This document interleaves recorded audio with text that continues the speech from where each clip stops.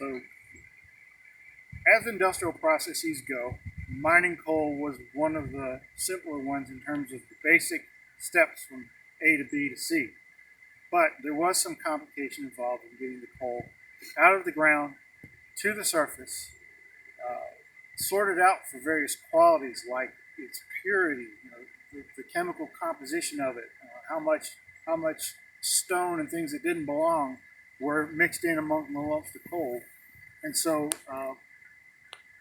here near the center of Thomas was a very large industrial complex.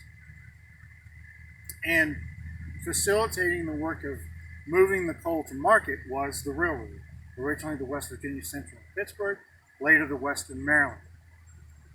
The most iconic of all the buildings to be found at a traditional underground coal mine entrance was called the Tipple.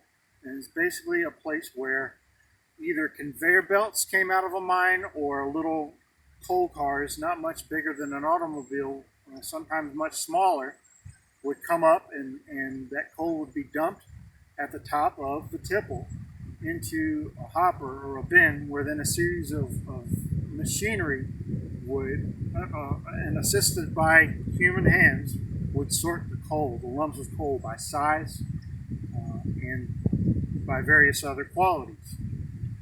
And so depending on its characteristics, that coal might be destined for a steel mill or for a home heating distributor or a chemical plant.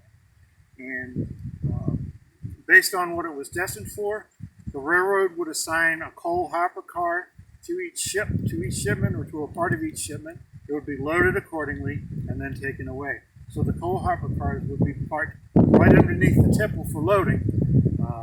And once the mine employees had loaded that car, or a whole set of cars to be made up into a train, then the railroad would come get it with a locomotive, take it to the yard here in town, and form those cars into trains for shipment to wherever they were bound.